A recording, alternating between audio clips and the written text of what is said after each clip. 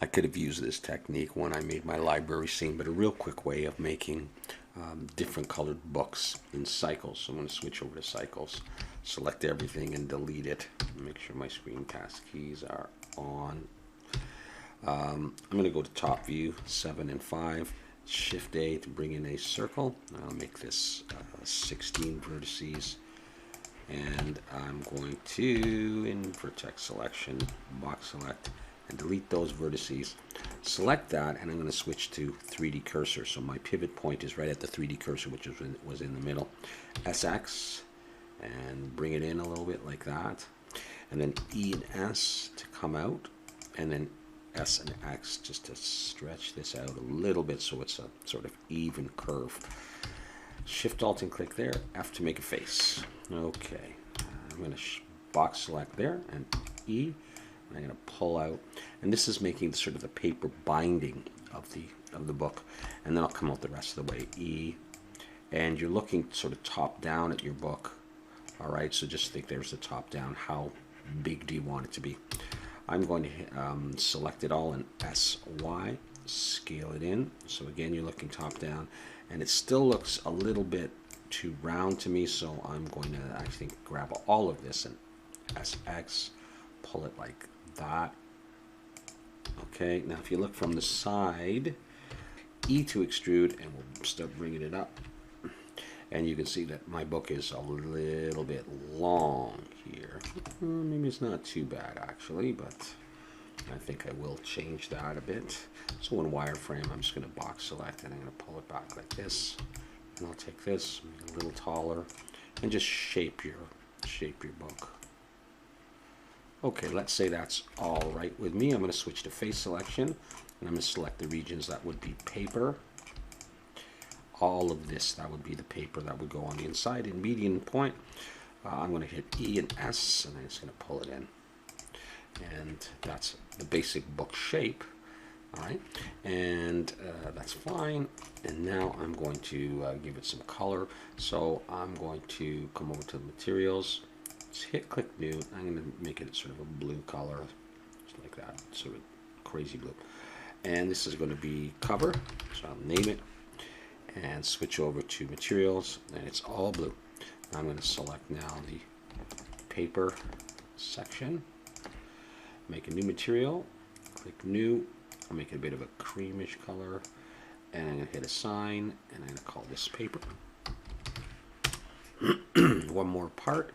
I'm going to shift alt and click all of these polys here, all the way around the back. That would make the binding part.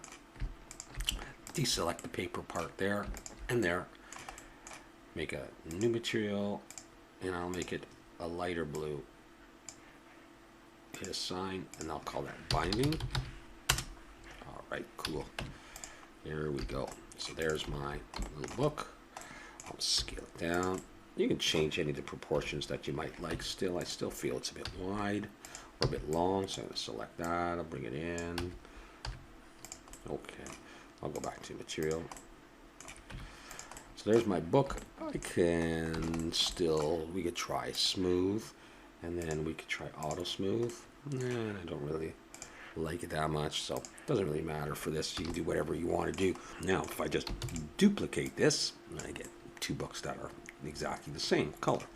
That's not what I want. So let's go into the node editor, T and T, switch to the node editor there. And in materials, I'm going to choose the cover, and you can see this the default nodes there. There's the blue. All right, I can change it to whatever color. I'm going to leave it as a sort of a blue like that. Okay, so to make the variations, I'm going to select that node there, the diffuse, and go Shift D to duplicate and drag, and with it still selected, Shift D to duplicate one more time.